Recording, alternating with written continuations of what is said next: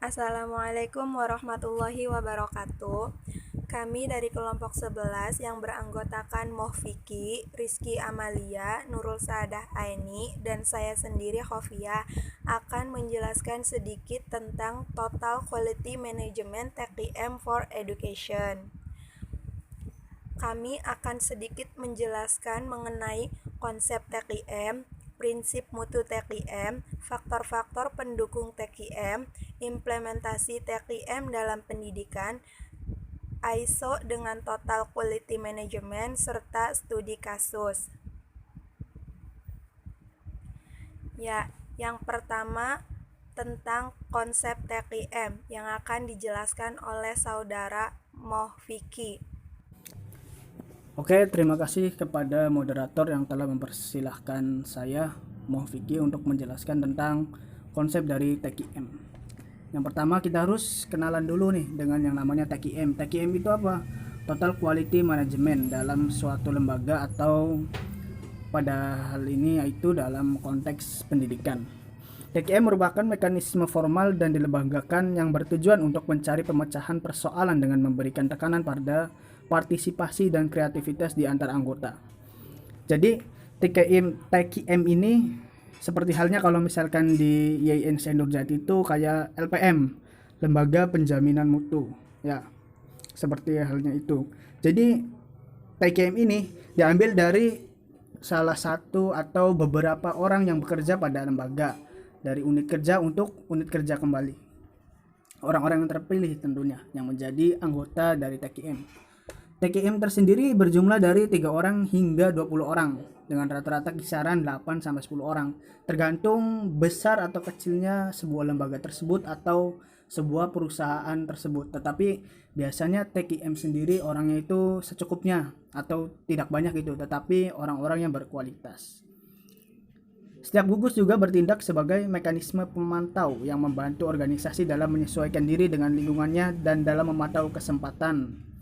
Ya, jadi setiap divisinya atau setiap sub-sub dari anggotanya tersebut bertugas itu saling memantau gitu.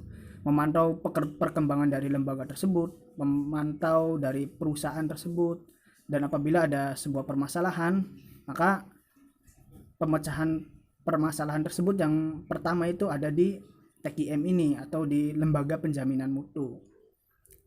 Bersifat proaktif, ya jelas anggota-anggotanya itu sangat aktif, ya maksudnya harus saling aktif, tidak menunggu bergerak kalau persoalan timbul dan tidak menghentikan kegiatannya kalau suatu persoalan telah ditentukan dan dipecahkan. Jadi sifatnya ini kontinu. Setiap anggota TQM itu selalu memantau atau mengawasi para pegawai pekerja. Kalau perusahaan itu bisa dilihat, bisa dikatakan juga sebagai evaluator, apakah barangnya bagus atau jasanya yang dipakai bagus di tengah masyarakat ataupun di ataupun pada konsumennya. Kemudian artinya TQM harus bekerja terus menerus. Nah, ini kontinu dan tidak tergantung pada proses produksi. Ya.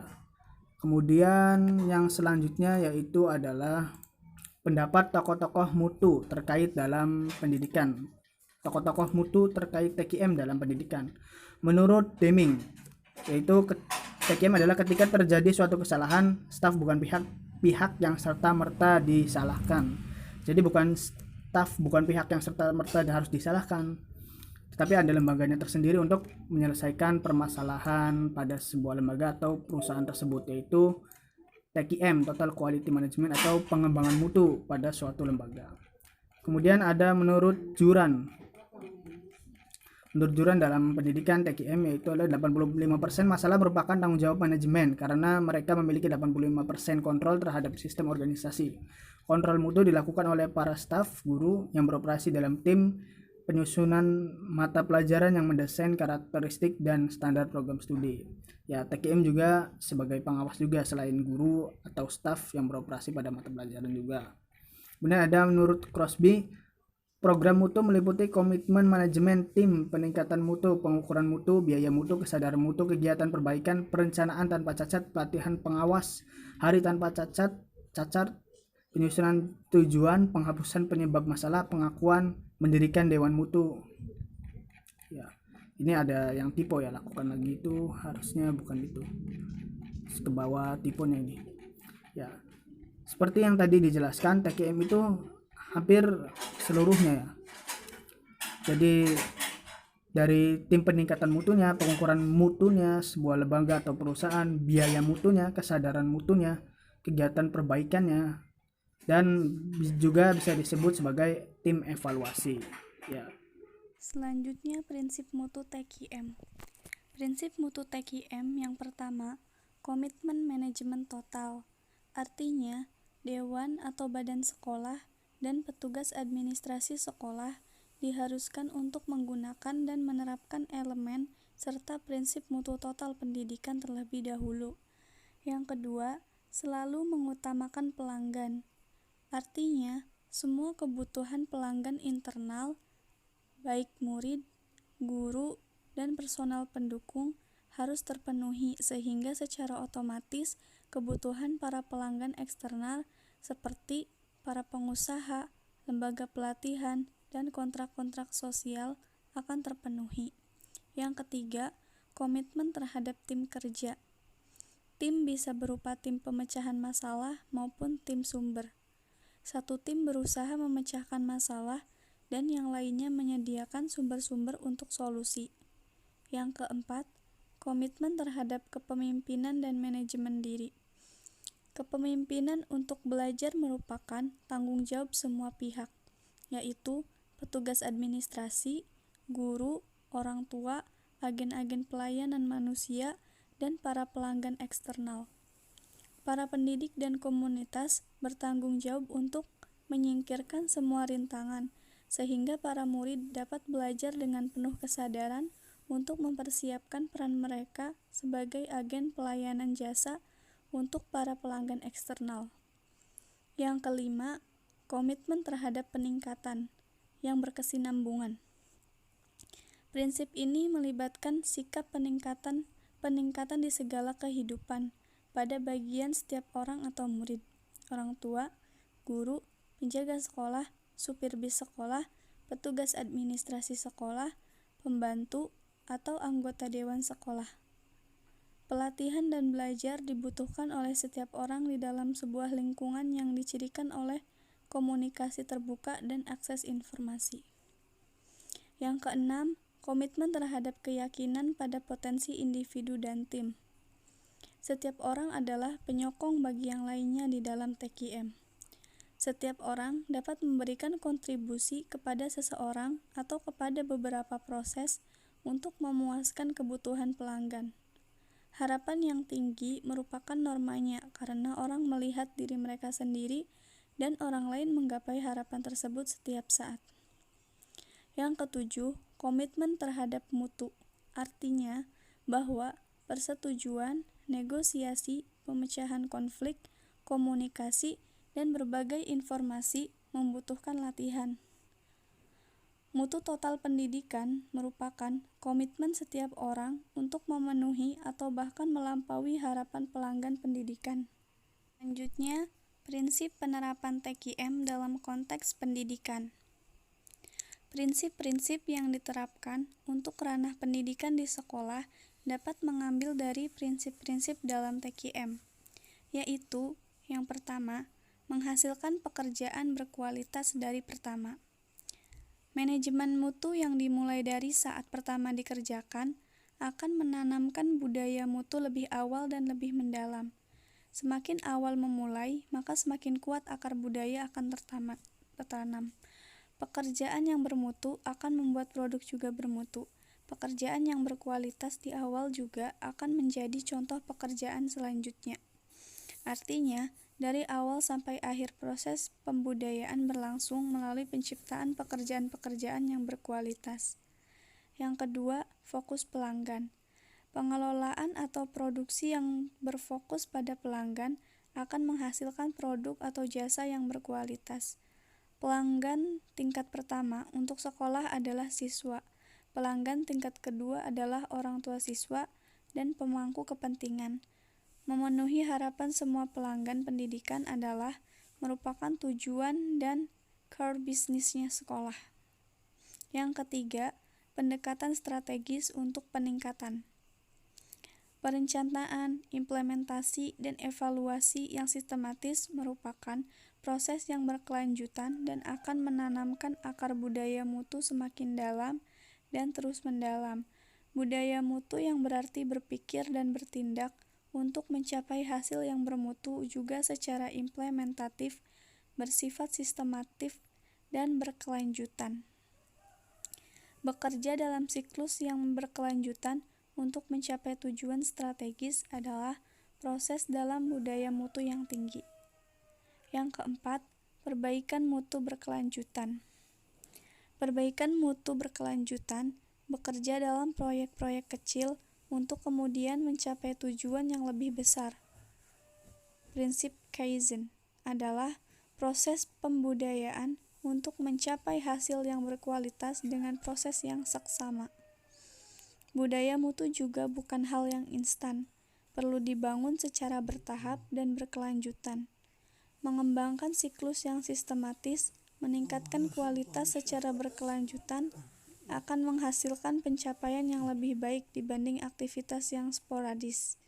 Yang kelima, respek dan kerja tim. Memelihara budaya mutu artinya juga memelihara hubungan internal dan mampu bekerja dalam tim secara efektif. Budaya mutu tidak hanya diciptakan, tetapi harus dipelihara secara internal di semua level, mulai dari pimpinan sampai pegawai sekolah. Selanjutnya itu ada faktor pendukung TQM. Yang pertama itu ada kepemimpinan. Kepemimpinan dalam TQM, kepala sekolah berperan sebagai penasehat, pembimbing, dan pemimpin tidak boleh terabaikan. Yang kedua, pendidikan dan pelatihan. Memberikan berbagai macam pendidikan dan pelatihan bagi guru dan karyawan peningkatan profesionalitasnya. Yang ketiga, struktur pendukung, yaitu adanya struktur organisasi yang jelas. Yang keempat, komunikasi, di mana semua pegawai harus memiliki informasi kualitas yang jelas agar mereka sungguh-sungguh melaksanakan program peningkatan kualitas. Yang kelima, penghargaan. Penghargaan perlu diberikan kepada tim maupun individu yang sukses dalam mengaplikasikan proses peningkatan kualitas. Yang keenam, ada pengukuran, di mana ukuran yang digunakan adalah kepuasan pelanggan internal dan eksternal. Selanjutnya itu ada faktor-faktor lain yang terkait dengan penerapan TQM dalam konteks pendidikan. Yang pertama itu ada standar mutu.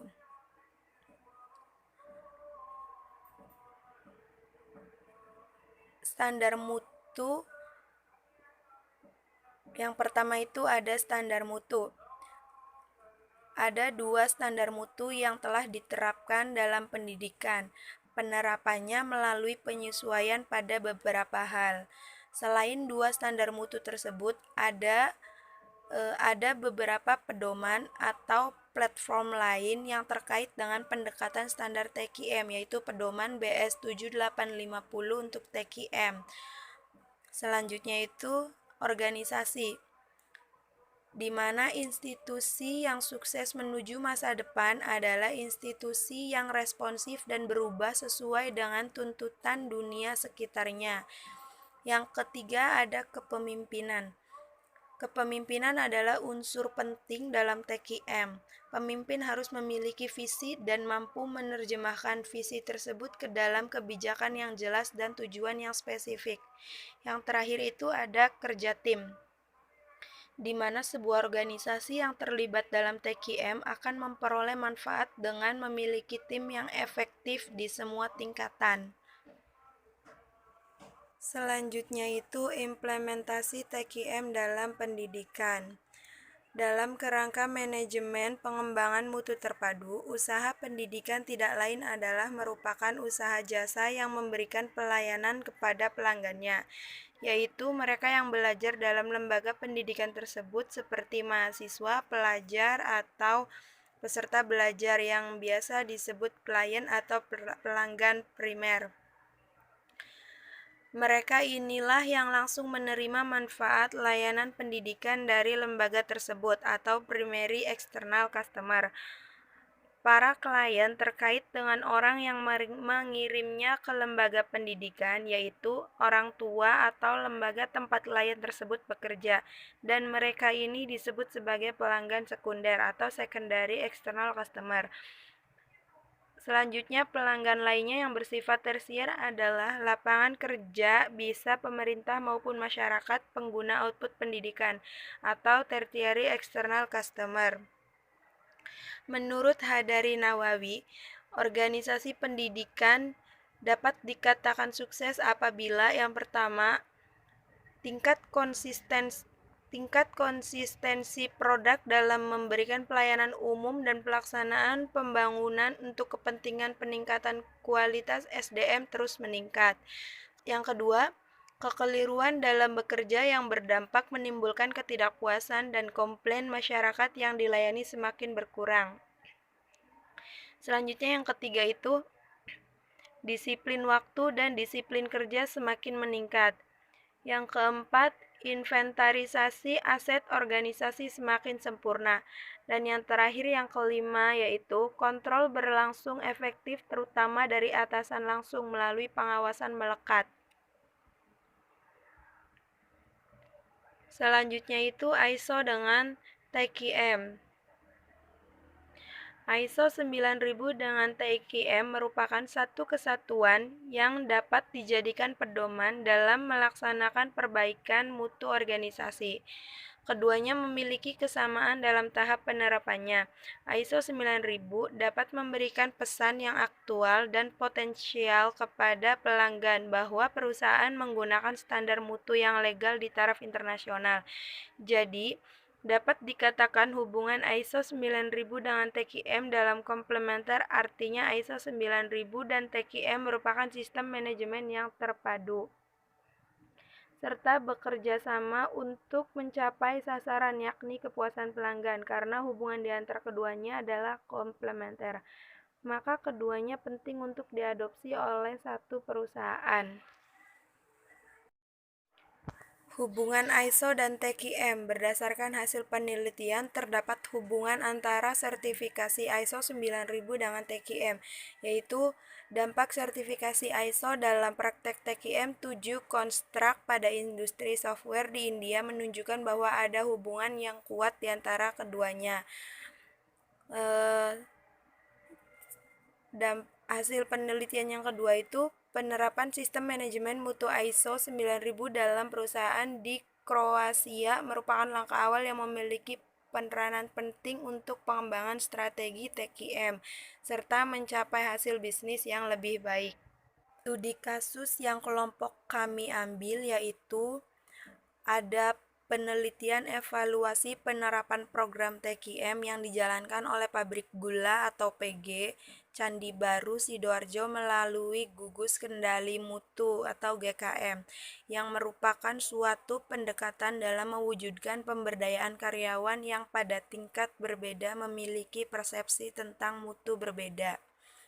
Selanjutnya, penelitian mengacu pada pengukuran kepuasan kerja karyawan yang difokuskan pada karakteristik kerja, meliputi variasi keterampilan, identifikasi tugas, signifikansi tugas, otonomi, dan umpan balik. Hasil penelitian menyimpulkan bahwa berdasarkan ukuran kepuasan terhadap indikator-indikator, menyadari sumber daya yang dimiliki dan yang digunakan, perlengkapan dan peralatan serta materi yang tersedia, batas waktu yang diberikan, maka terdapat hubungan positif antara kepuasan kerja dengan variasi keterampilan. Untuk indikator-indikator, cara dan hasil kerja yang dinilai diri sendiri maupun penilaian rekan kerja, maka terdapat hubungan positif antara kepuasan kerja dengan identifikasi tugas. Untuk indikator-indikator kerjasama karyawan dalam maupun antar bagian, antara karyawan bawahan dan atasan, maka terdapat hubungan positif antara kepuasan kerja dengan signifikansi tugas. Secara umum, penerapan GKM dalam memberdayakan karyawan mempunyai dampak positif terhadap kepuasan karyawan PG Candi Baru. Sekian penjelasan dari kelompok kami, kurang lebihnya kami mohon maaf. Wassalamualaikum warahmatullahi wabarakatuh.